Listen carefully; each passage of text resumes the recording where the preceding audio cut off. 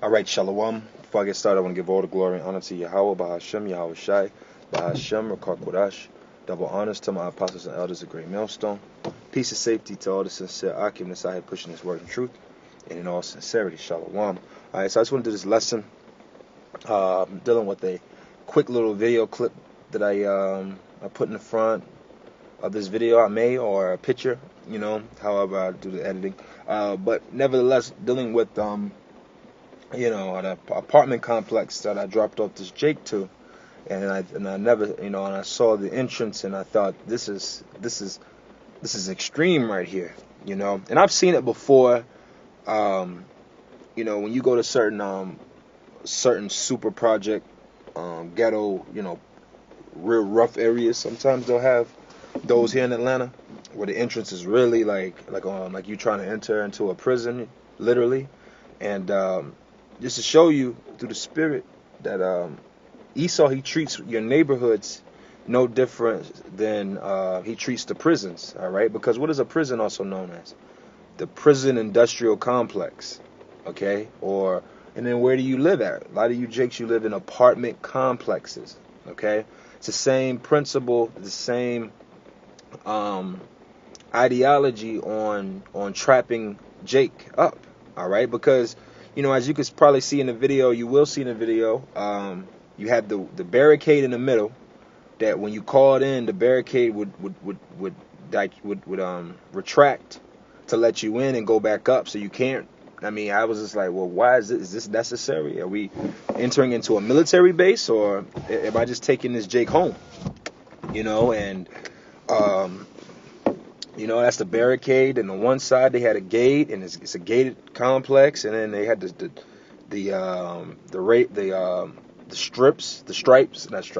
razors, so that if you decide to try to go through, it's going to flatten your tire. So that's pretty extreme things to say that you're just trying to protect. What are you protecting the people from?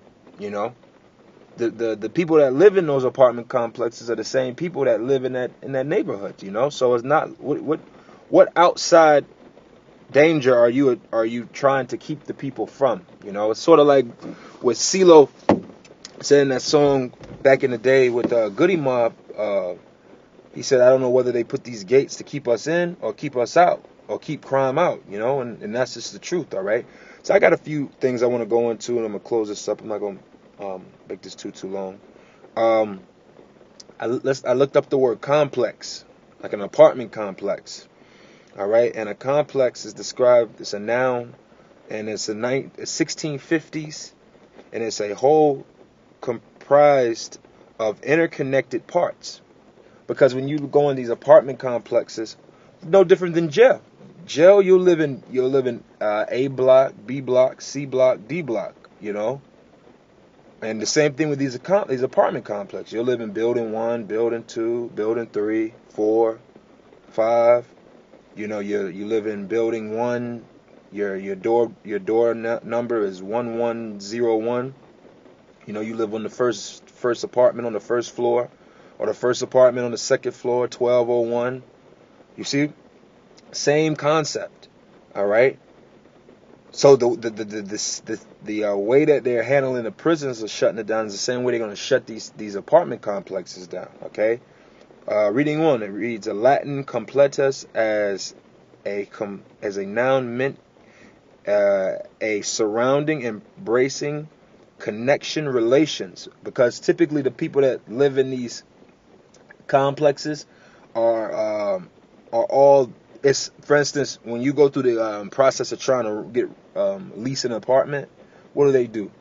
They run your credit, they run your background. They have a price range, so they understand that this socioeconomic group is the ones that's going to live in this place. All right. If their rent is if a 1-bedroom apartment is going for $500, then they know what type of people to expect to live there.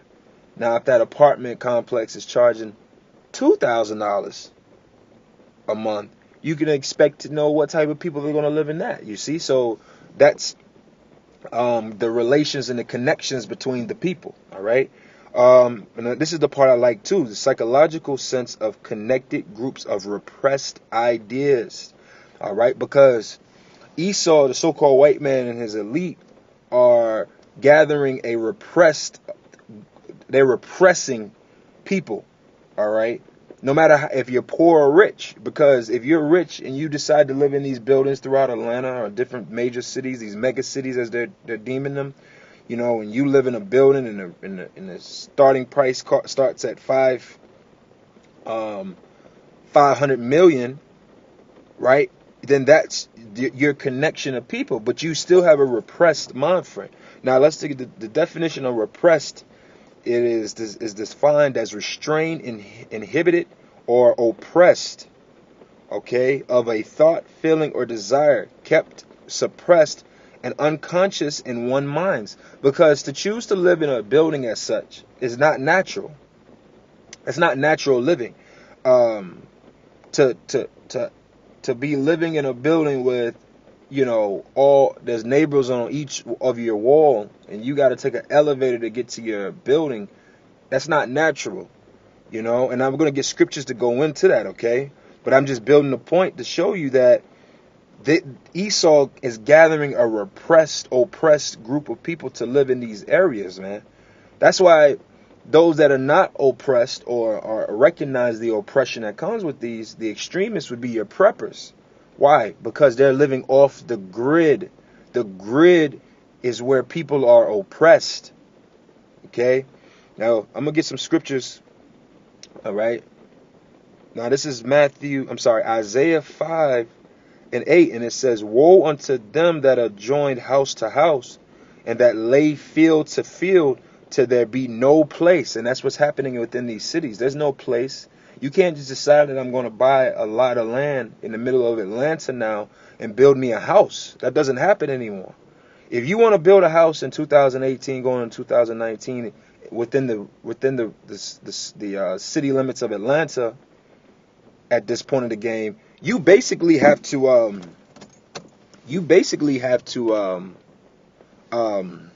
what's the word? Tear down where an old house is and build where that house is. Okay? And Esau knows that. That's why Esau, with his zonings, he'll zone areas for commercial use, residential use. He is repressing the spirits of people to live in these condos and high-rise and no-yard situations. Okay? Reading on, that they may be a place alone in the midst of the earth. See? This is Isaiah 5:8. This is your mega city scripture.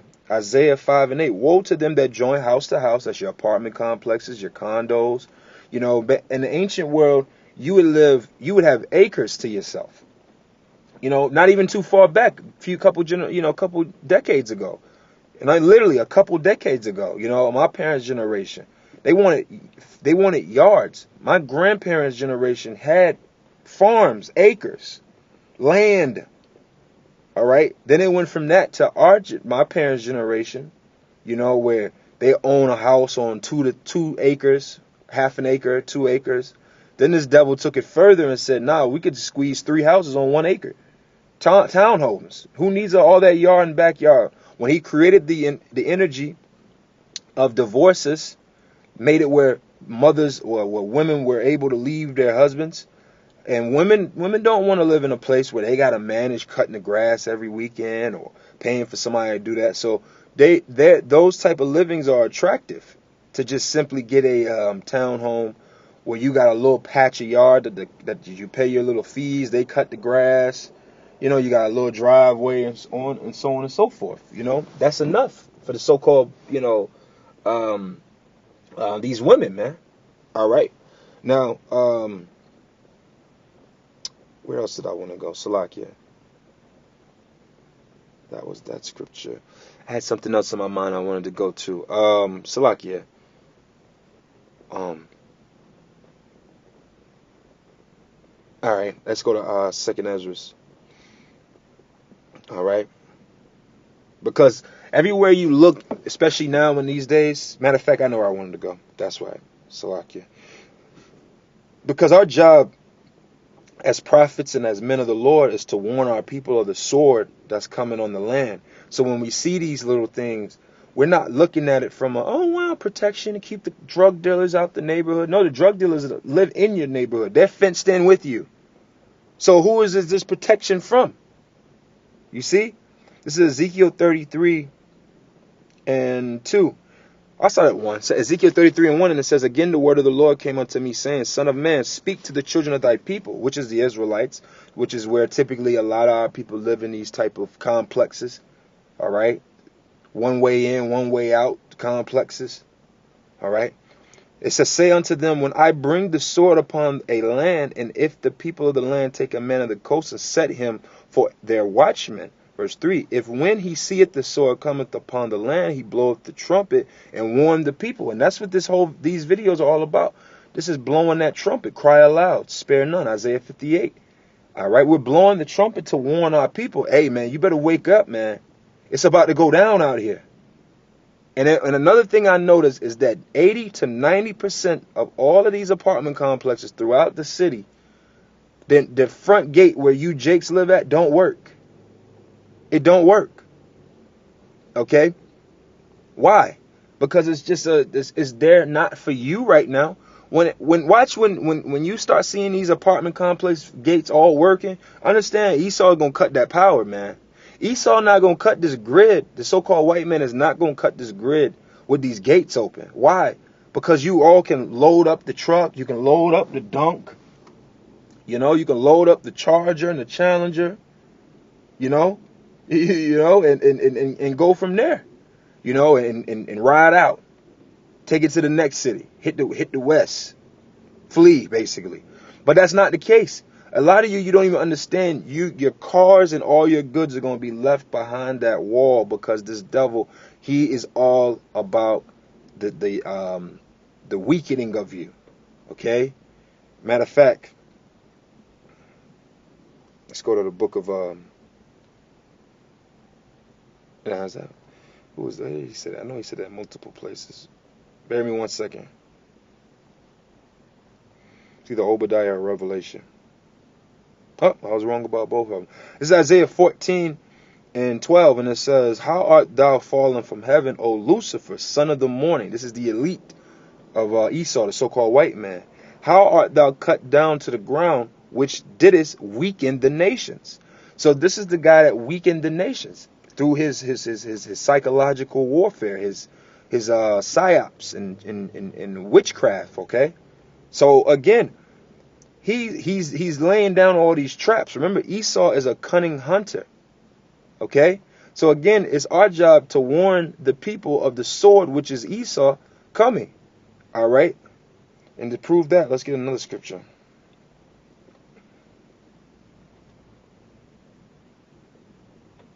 This is Psalm 17 and 13. Arise, O Lord, disappoint him, cast him down, deliver my soul from the wicked. When you read Malachi, the first chapter, it tells you Edom, which is the borders of wicked. Okay, it says, deliver my soul from the wicked, which is thy sword. So we're set up to warn you of the sword of the Lord that's coming upon the land, which is Esau. Esau and his elite are going to come down hard. It tells you that. Revelation 12 and 12. That Satan coming down with great wrath. All right.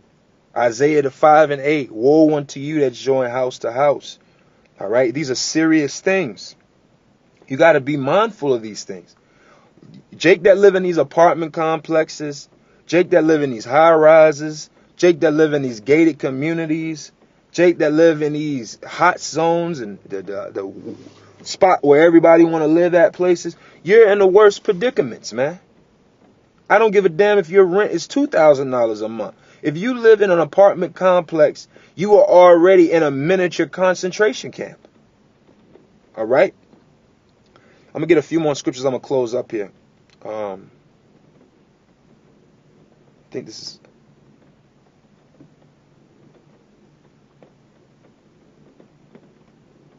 All right, this is 2nd Ezra 15, and I'm going to go straight to the point. No, I won't go just straight to the point. I go to 14. This is 2nd Ezra 15 and 14, and it reads, Woe to the world and them that dwell therein, For the sword and their destruction draweth nigh. And one people shall stand up to fight against another, and swords in their hands. And that's the times that we're in right now. When you people get locked up in these apartment complexes and these areas of the different cities around the country and around the world, you're going to lose it. When you watch your different prison movies and prison shows, when men or women get thrown behind that wall, they lose it because they're fenced in, they're caged in. They're going to feel that claustrophobic. They're going to realize I'm not free, and they're going to buck up. Like how when Neo woke up to the fact that it wasn't real, he threw up. All right, reading on. And verse 16, for there shall be sedition among men, and invading one another, and they shall not regard their kings nor princes, and the course of the action shall stand in their power. Because when these people wake up, see, Esau wants to be covert with this. He doesn't want he wants to come in, sweep in, surprise you people, mess you up, and have the power in his hands. Because there's over 300 plus million people in America that are allegedly documented. When Esau makes his move, he don't have enough soldiers for that. That's why he's going into the artificial. That's why he's going to use the trickery of locking you behind your gates, imprisoning you, locking you in your buildings. It's easier to trap 10,000 people in a small region than to spread your net wide. How would you want to go fishing? Would you really want, if you're fishing to go get something to eat, you're hungry, right? Do you want to take your chances with going to go fishing in the ocean with the fishing rod? Or would you love to go to a pool or an aquarium where the fish ain't got no choice but to see your reel? It's easier for the bait to take, for your catch to take your bait if it's all trapped in. It's simple hunting. Remember the scriptures say Esau is a cunning hunter. All right. Verse 17. A man shall desire to go in a city and shall not be able to. Why? Because when this place gets shut. Why? Because when this place shuts down, you're not going to be able to move on so many levels. See, think about it like this, right? Right now, I'm sitting in this parking lot at the MARTA station in Atlanta, the last stop on the East Line. What is this? Indian Creek, right? For people that are familiar with the area. All right. I'm on the outside bound of 285, right? You got apartment complexes and so on and so forth further into Decatur, further into Clarkston, and so on and so forth. I'm just naming some different regional areas over in this side. Covington, Redan, and so on and so forth. If you live behind a complex, it's going to take everything in your might to get out of the complex, out of your neighborhood.